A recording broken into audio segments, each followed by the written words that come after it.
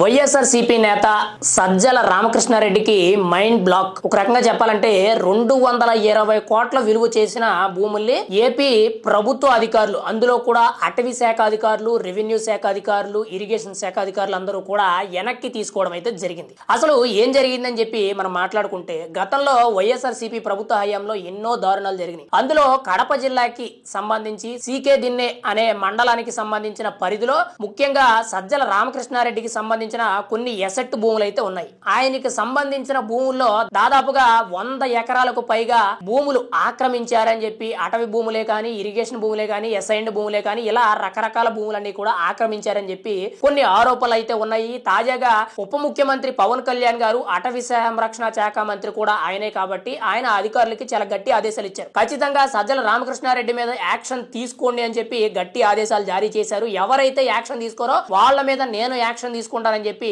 చాలా కీలకమైన ఆదేశాలు ఇచ్చారు. అయితే తాజాగా చూసుకుంటే సజ్జల రామకృష్ణారెడ్డికి మైండ్ బ్లాక్ అయ్యే విధంగా ఆయనకి సంబంధించిన ఎసెట్ భూముల్లో 63 ఎకరాల భూమి అనేది ఇప్పుడు ప్రభుత్వ అధికారులు స్వాధీనం చేసుకోవడం జరిగింది. తిరిగి వెనక్కి జప్తు చేసుకోవడం జరిగింది. అక్కడ హెచ్చరిక బోర్డులు అనేవి, ఇవి ప్రభుత్వ స్థలాలు, వీటిని కబ్జా చేస్తే ఖచ్చితంగా కఠినమైన శిక్షలు ఉంటాయని చెప్పి కొన్ని ఆంక్షలు విధించే విధంగా అక్కడ కొన్ని బోర్డులు కూడా పెట్టడం జరిగింది. అయితే ఈ 63 ఎకరాలకు పైగా భూమి ఏదైతే ప్రభుత్వం స్వాధీనం చేసుకుందో దాని విలువ వచ్చేటప్పటికి 220 కోట్లకు పైగా ఉంటుందని ప్రభుత్వ అధికారులు అంచనా వేయడం జరిగింది. అందులో 52 ఎకరాలకు పైగా కేవలం అటవీ భూమే ఉంది. మిగిలింది ఇరిగేషన్ శాఖ అండ్ రెవెన్యూ శాఖలకు సంబంధించిన భూములు అనేవి సజ్జల రామకృష్ణారెడ్డి గారు తన కుటుంబ సభ్యుడైన తన అన్న కొడుకైన సజ్జల శ్రీధర్ రెడ్డి ఎవరైతే ఉన్నారో వీళ్ళు ఆక్రమించడం జరిగింది. ఆ భూముల్లో కొన్ని పంటలు వేసుకొని పండించుకుంటూ ఆ భూములు స్వాధీనం చేసుకోవడం, అక్కడ పంటలు పండించుకోవడం, అవి బయటకు ఎక్స్పోర్ట్ చేసుకోవడం అయితే జరిగేది. అయితే సజ్జల రామకృష్ణారెడ్డి గత 5 ఏళ్లు కూడా ఆయన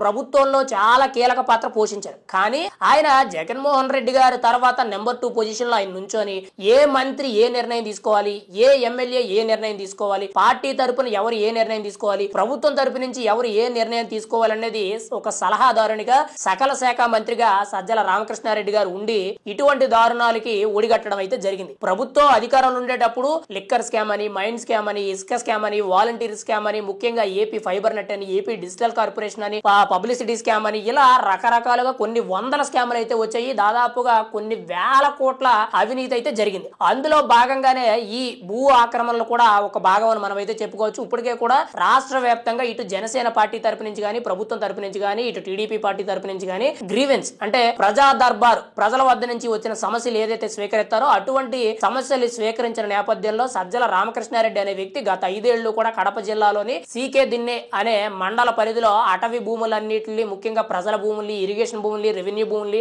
ఎస్ఐండ్ భూముల్ని అన్ని కలుపుకొని ఇష్టానుసారంగా దాదాపుగా 150 ఎకరాలకు పైగా భూముల్ని ఆక్రమించారు అని చెప్పి చాలా ఆరోపణలు అయితే వచ్చాయి. ప్రస్తుతానికి చూసుకుంటే పవన్ కళ్యాణ్ గారు, ఉప ముఖ్యమంత్రి గారు ఇచ్చిన ఆదేశాల మేరకు చూసుకుంటే 63 ఎకరాలు అనేవి దాదాపుగా 220 కోట్లకు పైగా విలువ చేసిన భూమిని ప్రభుత్వ అధికారులు వెనక్కి తిరిగి జప్తు చేసుకోవడం అయితే జరిగింది. అయితే ఈ భూములు జప్తు చేసుకోవడమే కాక హెచ్చరిక బోర్డులు అనేవి జారీ చేయడం జరిగింది. వాటి మీద ఆంక్షలు కూడా విధించడం జరిగింది. కానీ ఇక్కడతో వదిలిపెడతారా? ఖచ్చితంగా సజ్జల రామకృష్ణారెడ్డిని, తన కుటుంబ సభ్యులని, అంతేకాకుండా సజ్జల శ్రీధర్ రెడ్డి ఎవరైతే ఉన్నారో వీళ్ళని అరెస్ట్ చేస్తారా లేదని చూడాలి. కానీ ఖచ్చితంగా అరెస్టుల నేపథ్యంలో ముందుకు వెళ్లే అవకాశం కనబడుతుంది. వచ్చే వారం కానీ, ఆ పై వచ్చే వారంలో కానీ ఖచ్చితంగా ఈ భూములను ఆక్రమించినందుకు చట్టపరమైన ఆంక్షలు విధిస్తూ, ముఖ్యంగా ప్రభుత్వం తరపున నిబంధనలు ఉల్లంఘించినందుకు తన ఒక ప్రభుత్వ ప్రజాప్రతినిధిగా ఉండి కూడా అవినీతికి పాల్పడ్డారా అనే విధంగా చట్టపరమైన చర్యలు తీసుకునే అవకాశం ఉంది. కాబట్టి పవన్ కళ్యాణ్ ఆల్రెడీ ఆదేశాలు ఇచ్చారు. కాబట్టి మరి సజ్జల రామకృష్ణారెడ్డి గారి అరెస్ట్ అనేది తథ్యమా అనేటట్టు తెలుస్తుంది. ఇప్పటికే కూడా